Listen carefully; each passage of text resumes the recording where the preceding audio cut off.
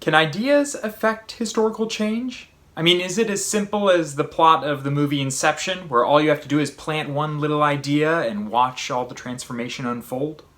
In this video, we're going to look at the intellectual origins of the French Revolution. We're going to look at how new political and social ideas emerged in old regime France and the ways that they were employed in the years preceding the revolution. Okay, let's get going.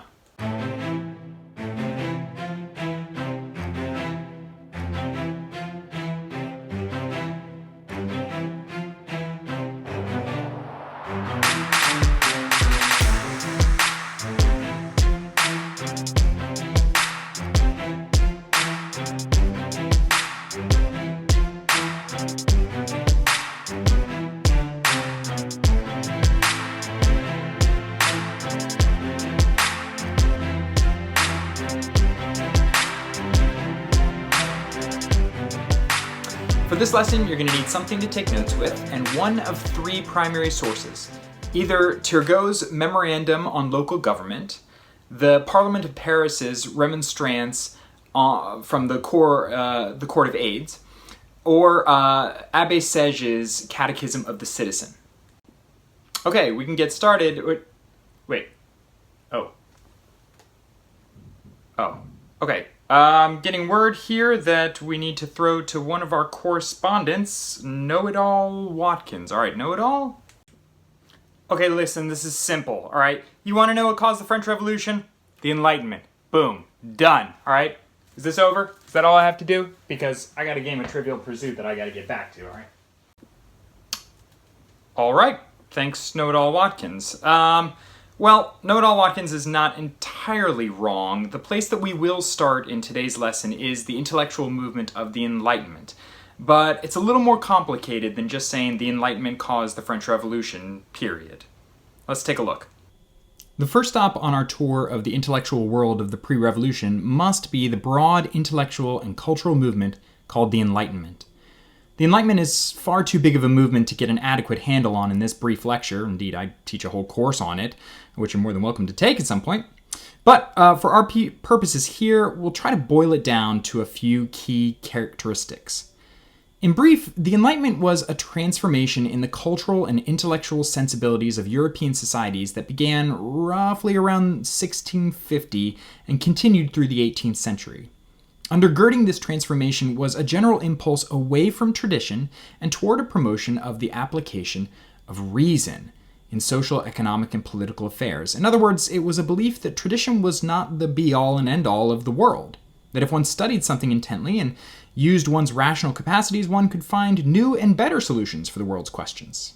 Among its earliest proponents was the philosopher and polymath René Descartes, whose famous dictum, "I think, therefore I am," resonated with this belief that reason was the fundamental tool for understanding the world.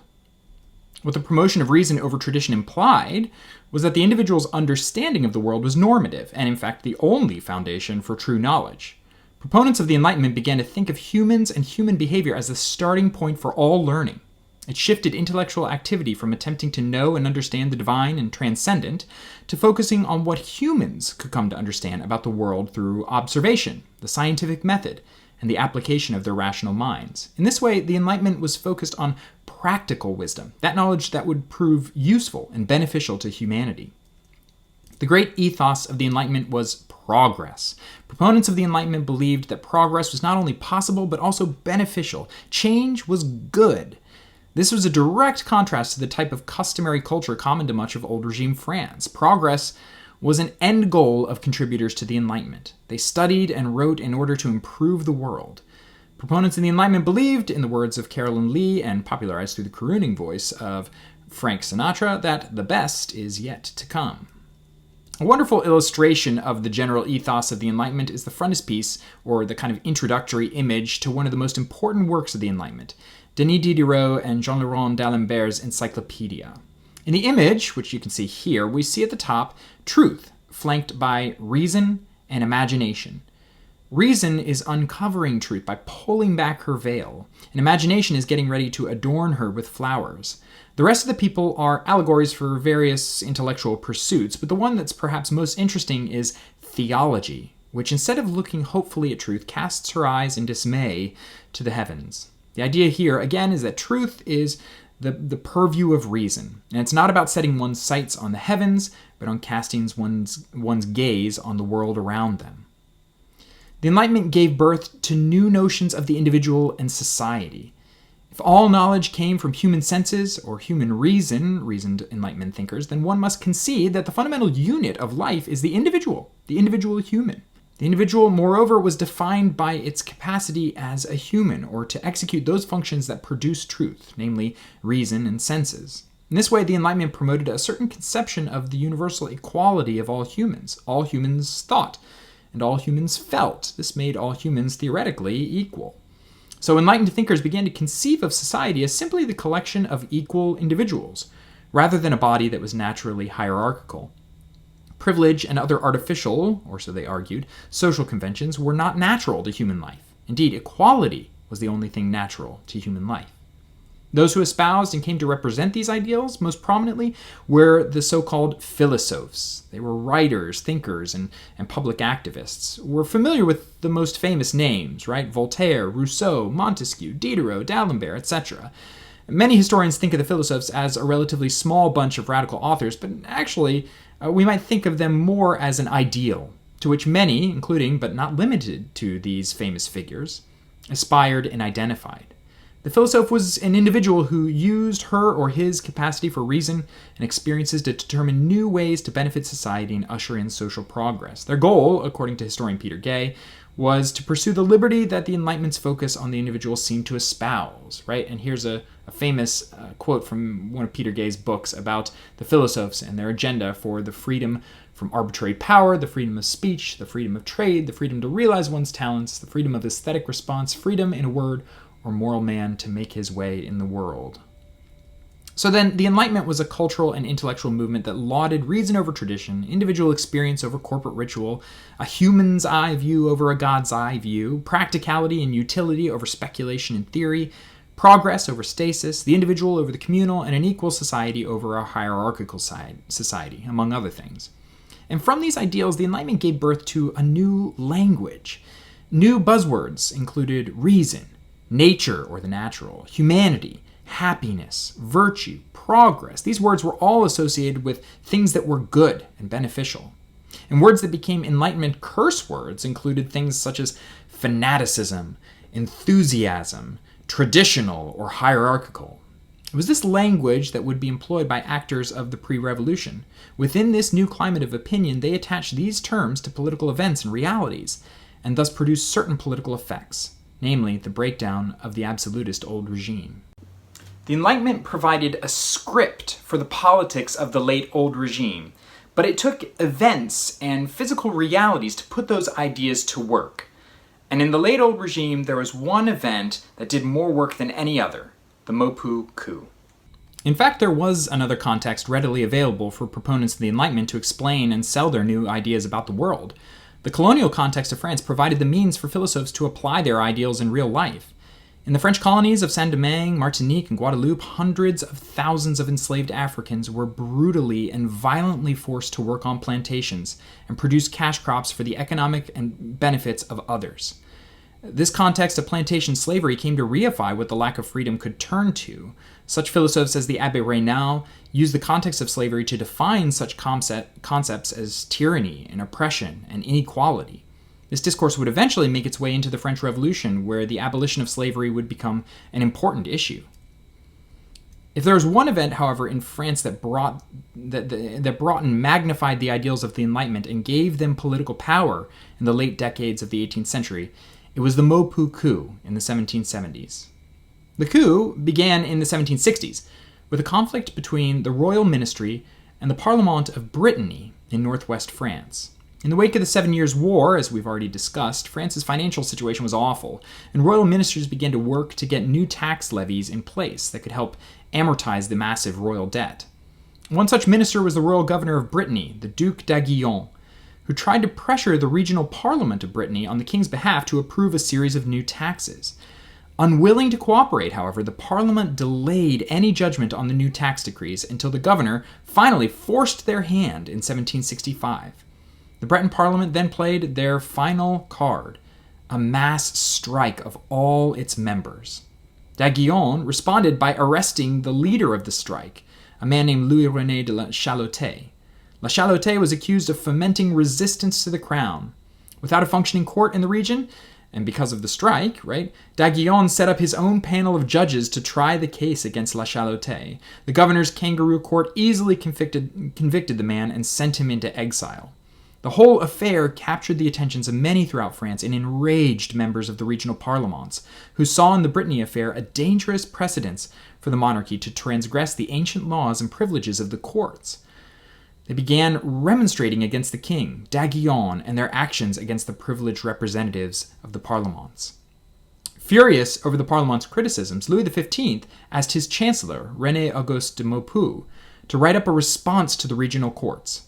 In November 1770, Mopuku composed the most inflammatory royal edict that France had seen, not only in its tone, but in its demands on the parlements. Strikes and suspensions of services were condemned in blunt terms. The edict forbade all cooperation between parlements, all strikes, and stipulated the line over which parlements could not cross in their remonstrances against the king. Here's a piece of the edict. And notice the language that Louis XV, but really Mopuku, uses to defend his denunciations of the parlements. We've seen the parlements successively give rise to new ideas and advance principles which, at any other time and from any other body, would have been condemned as upsetting to the public order. We have seen them resort several times to interruptions and stoppage of service, causing our subjects to suffer from delays in the justice for which we are responsible. They hoped that these problems would force us to yield. On other occasions, they have handed in their combined resignations. Finally, they formed a confederation amongst themselves. They believed that they formed but a single body and a single parliament. And soon, by not granting any validity to our laws, until these laws have been adopted and sanctioned in free deliberation, they will raise their authority as high as our own or even above it. We owe it to the good of our subjects to halt the developments of these dangerous innovations. God alone has granted us our crown. The right to make the laws by which our subjects must be guided and governed belongs to us alone. So here we see Louis come out with the classic absolutist understanding of political power. And in his edict, he threatened the magistrates of the courts with suspension and exile should they not cease and desist. Well, the parlements of France responded by calling for a unified strike. The parlements were unwilling to cooperate with Mopuku or back down from the king's demands. So Mopuku did the only thing he could do. He proposed jumping off the despotic deep end. Mopuku initiated a complete restructuring of the French judicial system. The Parliament of Paris was dissolved and replaced by new superior courts that would only enact royal edicts and not have the ability to remonstrate against the king. All the regional parliaments, in fact, were replaced, and many members of their courts were replaced with candidates who would be more sympathetic with the crown's demands. And the first action taken by the courts, these new superior courts installed by the king, was to pass Thierry's new economic plan, the same plan that made the first 20e permanent, extended the second one to 1781, and partially defaulted on government loans. Factional partners, Mopuku and Thierry, successfully enacted the most absolute political maneuver the absolute monarchy of France had ever pulled off. And here's how Louis XV explained himself in his edict creating new courts that would replace the parlements. He said, "It is with the most painful regret that we have witnessed the officers of our parliaments commit an act of disobedience that violates the law and their oaths of office and the needs of the public interest. We have long postponed exercising our authority, hoping that reflection would return our officers to their duties. However, our kindness has only served to increase their resistance. In consequence, we have decided to establish new high courts, in various provinces whose officers will be freely chosen on the basis of their talents, experience, and ability. By simplifying their forms, we shall make these courts more beloved by the people." In reality, the Mopuku coup backfired on the monarchy. We've already covered how financially it didn't really solve the crisis at all.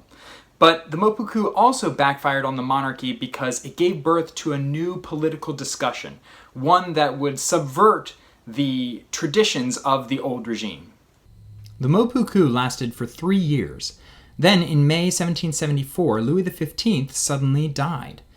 He was succeeded by his grandson, Louis XVI, who, after a few months, decided to go back on the policy of the Mopuku by firing Mopu and restoring the parlements and their magistrates.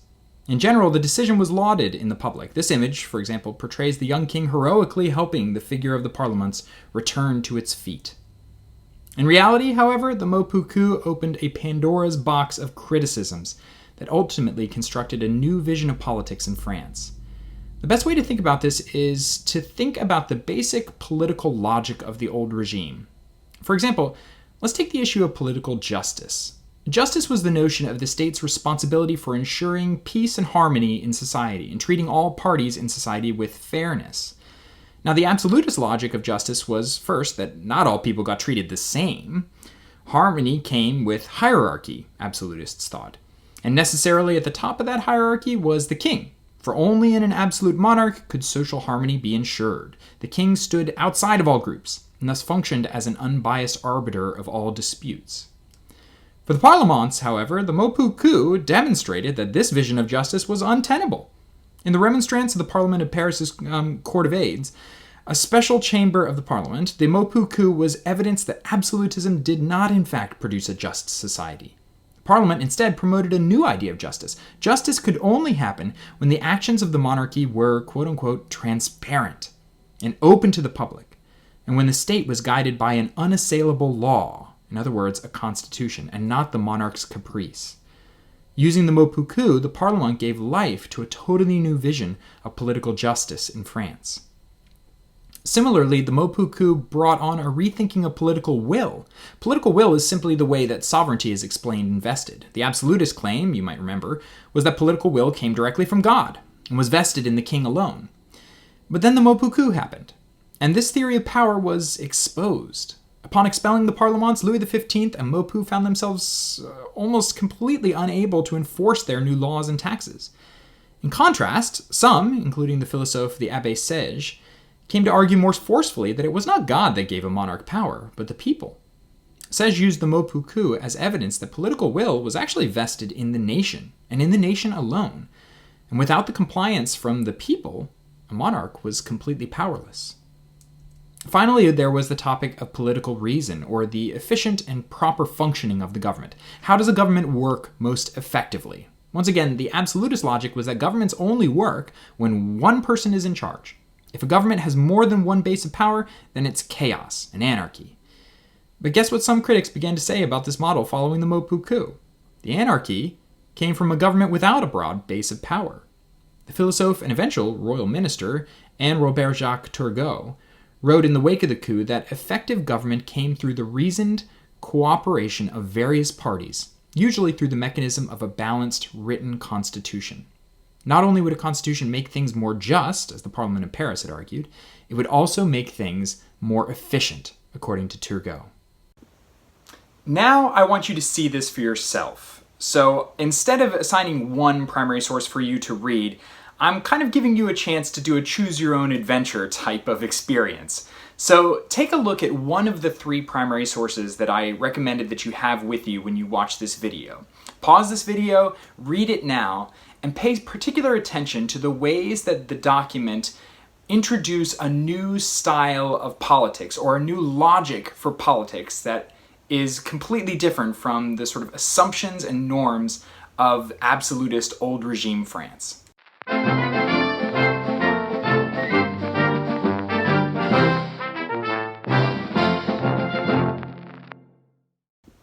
Okay, how to turn out? We'll talk more about this in class. But in this last section, I want to spend a little bit of time looking at how all of these debates turned out in the end of the 18th century into the 1780s.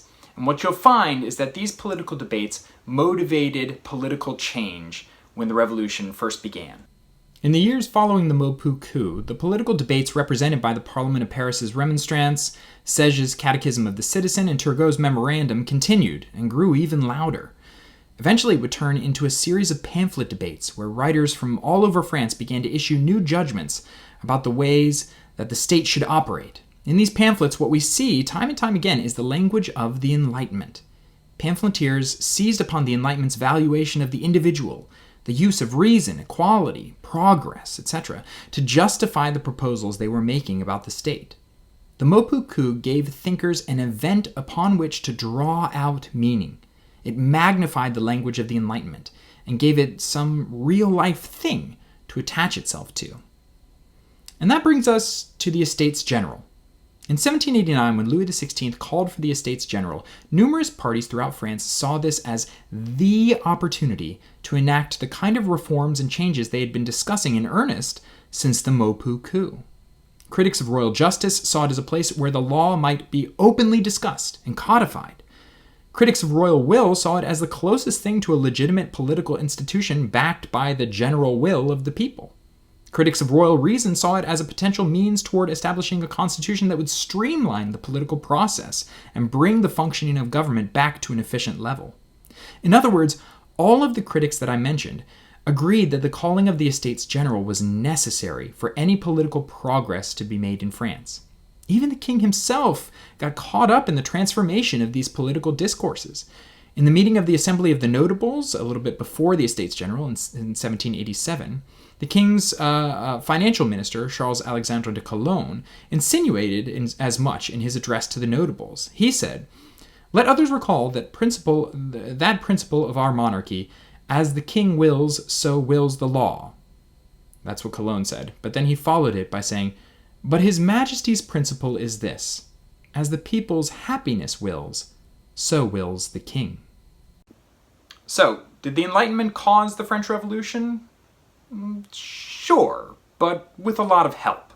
The point of this video is to say that ideas are an important part of the origins of the French Revolution, but they don't exist in a static state, right? It takes many other factors to put those ideas to work and to produce historical change. Okay, that's it for this video. Don't forget to bring your notes to class. Good job, good luck, and see you soon.